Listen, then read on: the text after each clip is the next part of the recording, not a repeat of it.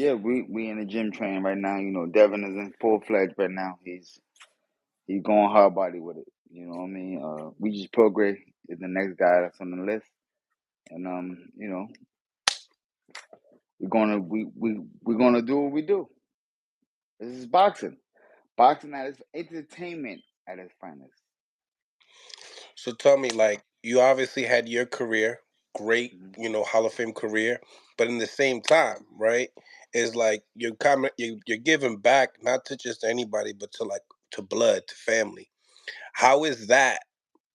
Obviously coming from your dad being a fighter, now it's just like you giving back those gems that he taught you, and you're bringing it Mhm. into Devin's camp. How does that feel? Um, it's something that's it go without saying. You know what I'm saying?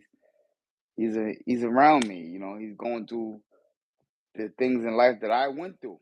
You know what I'm saying? That I've seen. So of course, I'd be a buffoon to just sit there and be quiet. You know what I'm saying? Like that's that's not smart. So yeah, of course I always share gyms with him. But for the most part, Bill and Devin and Little and them and the team, they got a good sound mind of what they're doing. They understand the space of life that they're in right now, and they're doing a hell of a job.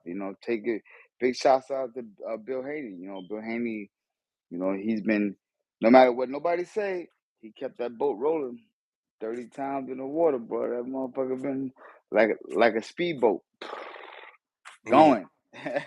You know what I mean? So you got to give him props for that. No matter what they might say, got to give him props for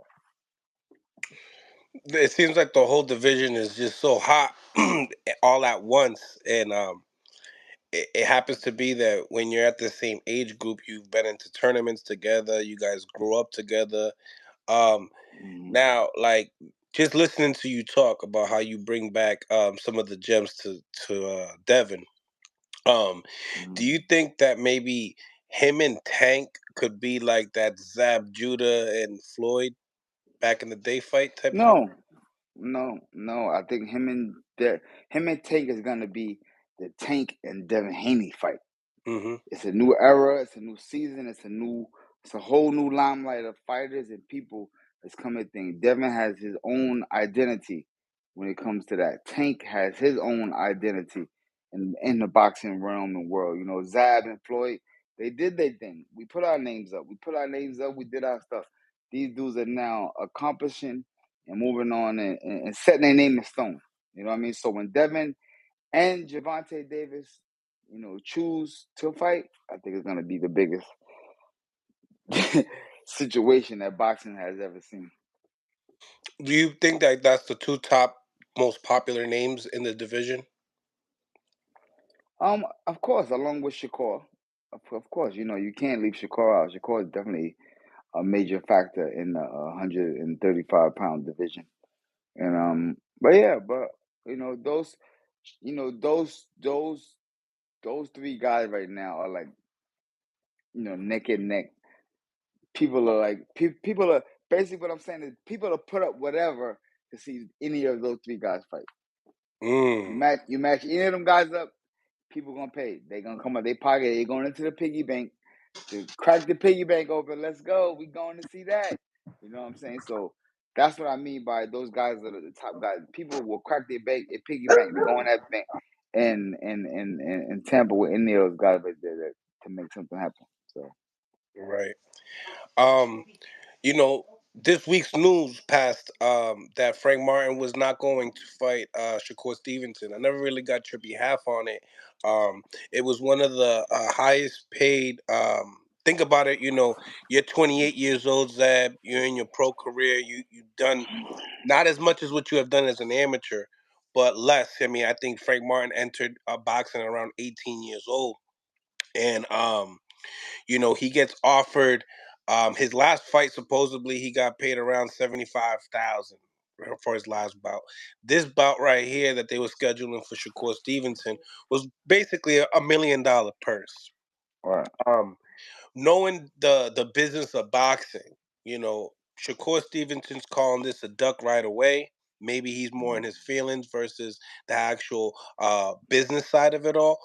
But then you also got the PBC roster that it's like, all right, I can guarantee you, Frank, a Pitbull Cruz and a Gervonta Davis fight first if you don't take that Shakur Stevenson fight. So, talk to me. I mean, is this more of a duck situation, or do you think it's more of a business situation?